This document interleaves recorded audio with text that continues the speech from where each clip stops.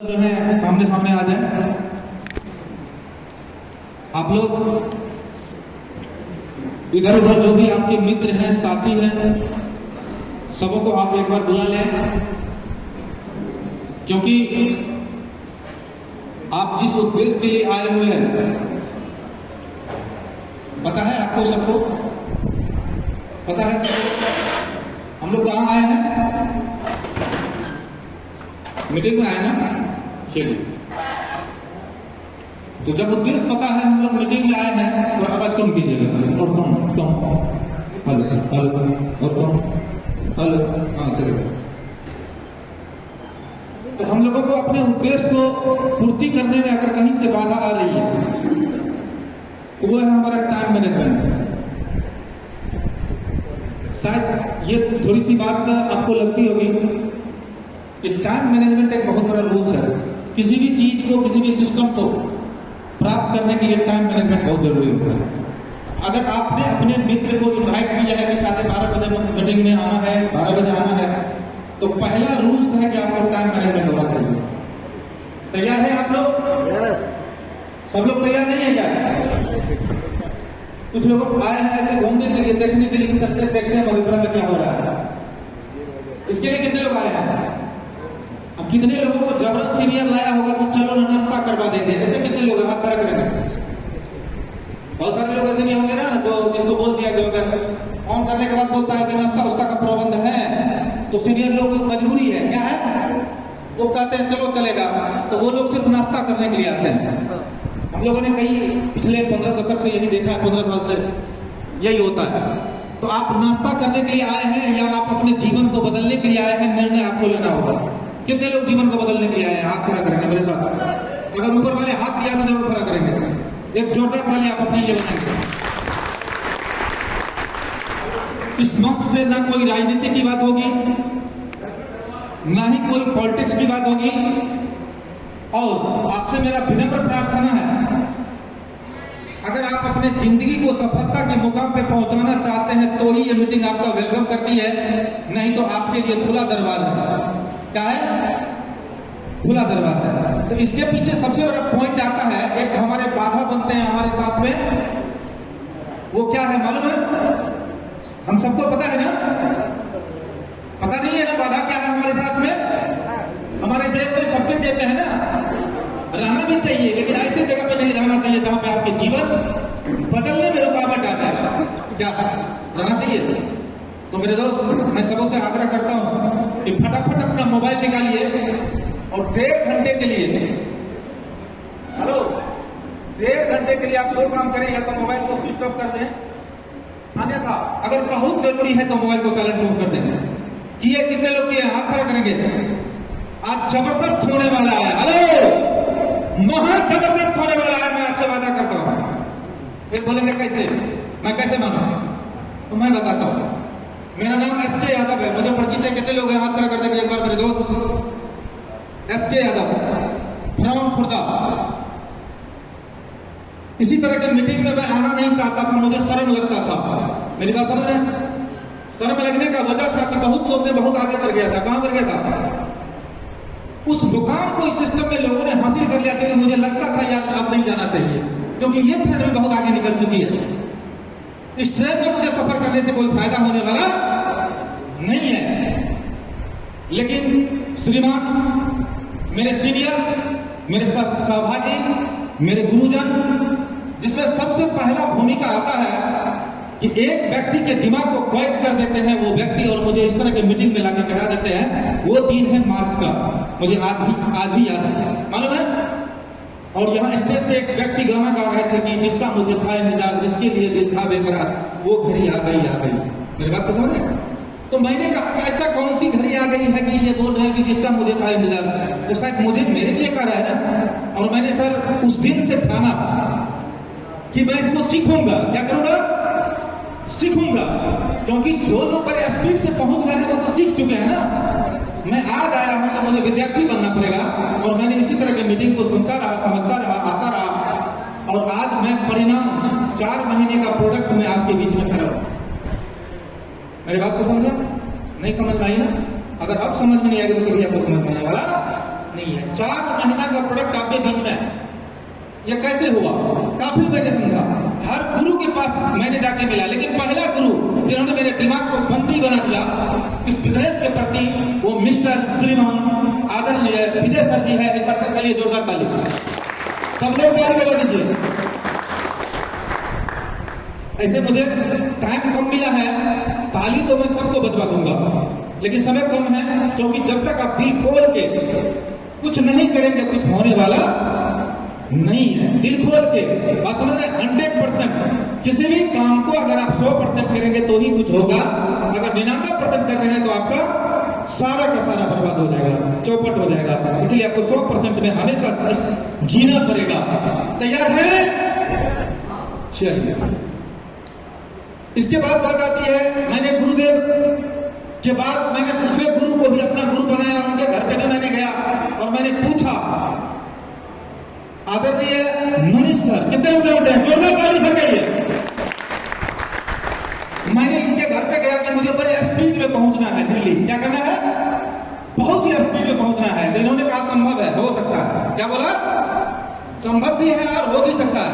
और मैंने काम शुरू किया। इन गुरुजन के आशीर्वाद से, प्रेम से, प्यार से, सहयोग से आज मैं अपने आप को बड़ा गर्व महसूस करता हूं कि थैंक यू ओवरनेट। आप लोग सब लोग बोले थे थैंक यू ओवरनेट, बोलिए सब लोग थैंक यू ओवरनेट। नहीं बोल रहे। देखिए समय कम है, लेकिन मैं लगता हूं कि आपको बुलवा ही दूंगा, क्योंकि मैं जब तक आपके ताले को खोल नहीं देता हूं तब तक आपके अंदर कुछ जाने वाला नहीं है। आपके तिजोरी में 1 करोड़ रुपए और मैं निकालना चाहता हूं। तिजोरी अगर आपका चाबी देके नहीं खोलेंगे तो खुलेगा? कभी नहीं खुलेगा। तिजोरी खोलना पड़ेगा। मतलब सक्सेस के लिए, कामयाबी के लिए, पैसे के लिए, मान सम्मान के लिए, लाइफ फ्रीडम के लिए आपको कुछ भी करना होगा तो 100% करना होगा। कितने लोग तैयार है मेरे साथ 100% देने के लिए? 100%। 100%। मैंने डेल कार्नेगी का एक बुक मैंने रिसर्च कर रहा हूं, उस बुक में लिखा है कि अगर आप 100% दे रहे हो तो दुनिया में कोई ऐसा बाधा नहीं है, पूरी कायनात मिल के वो चीज आपको दिलाने में मदद करेगा जिस चीज की आप कल्पना कर रहे हैं। मैं नहीं कर रहा हूं, जो डेल कार्नेगी साहब कह रहे हैं, दुनिया के अद्भुत लोग। उसके बाद वो कहते हैं कि जिन चीज की आप कल्पना कर सकते हैं उसकी आप रचना भी कर सकते हैं।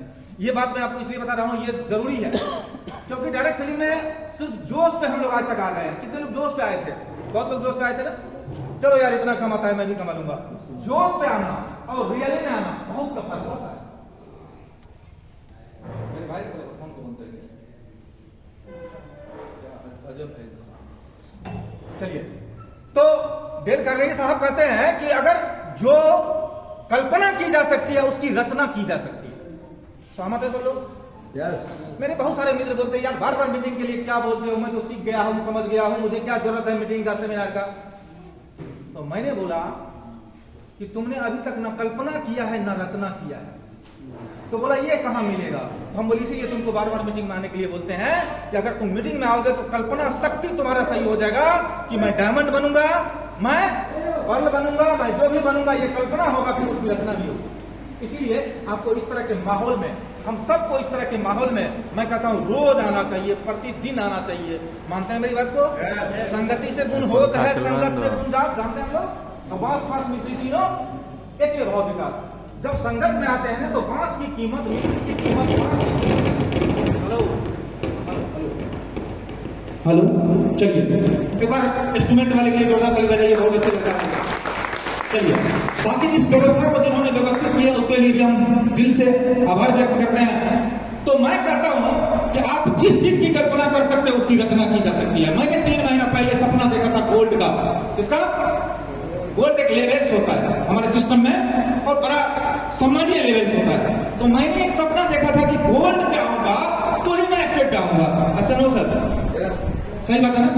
और आज भी मैंने स्टेट पे नहीं आया है, मेरी कल्पना ही मुझे स्टेट पे लाया है, क्योंकि मेरे साथ कुमार सानू वाली बात हो गई। कुमार सानू जी कहीं पे गए थे तबला बजाने के लिए, मालूम है?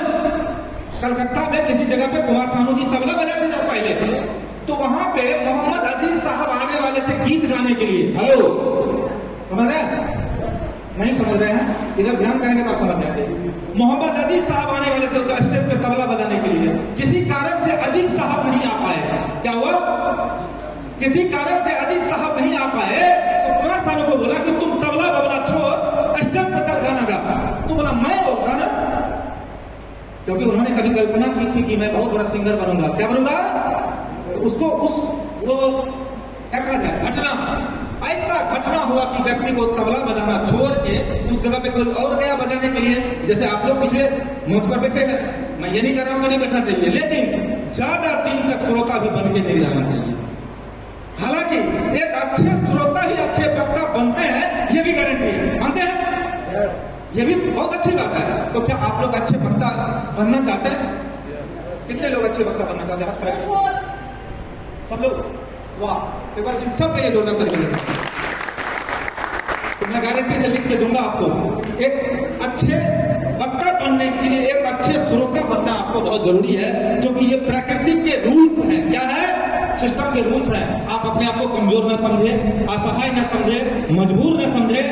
अगर आज मैं लाख रुपए का इनकम इस ओवरनेट सिस्टम से ले रहा हूं तो आप भी ले सकते हैं। मैं चाहता हूं ओवरनेट सिस्टम के लिए जोरदार ताली बजाएं सब लोग मिलकर।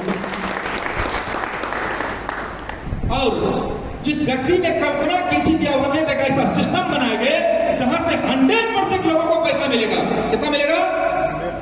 100%। 1500 का 3175, मतलब 200%। कितना मिल रहा है? आपने इन्वेस्ट किया 1500, मिल कितना रहा आपको? 3175। और किसको मिल रहा है? आम कस्टमर को मिल रहा है। उन्होंने भी कभी कल्पना की थी, आज रचना हुआ है। आप भी कल्पना कर सकते हैं, सब लोग कल्पना कर सकते हैं? तैयार है? इसी पे बड़े बड़े मोटिवेशनल स्पीकर बोले हैं कि गर्मी चाहिए। क्या चाहिए? गर्मी चाहिए। अगर आप मन से हार गए तो कभी जीतने वाले नहीं है। आज कहते हैं मन के हारे हार और मन के जीते। तैयार है? नहीं, मैं तब तक आपको नहीं छोड़ने वाला हूं जब तक आपकी लाइफ में मैं बदलाव न ला के देखूं। मैं यही काम कर करके बहुत सारे लोगों को बदलाव किया है। अनकॉन्शियस माइंड के लिए मैं काम करता हूं। आगे आने वाले समय में आप मेरे कोर्स को ज्वाइन करेंगे, मैं अनकॉन्शियस माइंड पर काम करूंगा और आपको अमीर बनाने का मैं गारंटी लेता हूं। मैं एक बात आज आपको बता देता हूं, सब लोग नोट कर लीजिए डायरी में। लोग टीम बनाते हैं अमीर बनने के लिए। क्या करेंगे होते हैं? और मैं टीम बनाऊंगा अमीर बनाने के लिए। मेरा वादा रहा, मैं अपनी टीम को किसी तरह पूरे भारत में मैं टीम बनाऊंगा। इस दुनिया में कहीं नहीं होगा जहां इसके ज्यादा का टीम नहीं होगा। मैं वादा करता हूं आपसे और आज मैं कमिटमेंट करता हूं, मैं इतनी अपनी टीम को मैं रनर बनाऊंगा, मानसिक रूप से, आर्थिक रूप से, कि मेरा टीम भारत में शेर की तरह दहाड़ेगा। इसीलिए आप भाग्यशाली हैं, क्योंकि आज आपके बीच में भीष्म पितामह है। जानते हैं भीष्म पितामह को? जानते हैं गुरु द्रोण को? जानते हैं अर्जुन को? जानते हैं? ये सब लोग आज इस सभा में है। कहां पे है? इस सभा में भीष्म पितामह है, कर्ण है, बड़े बड़े योद्धा हैं। हम लोग उसके सामने में कुछ नहीं है, लेकिन वो लोग आगे आगे रहेंगे, हम लोग पीछे पीछे छोड़ने वाले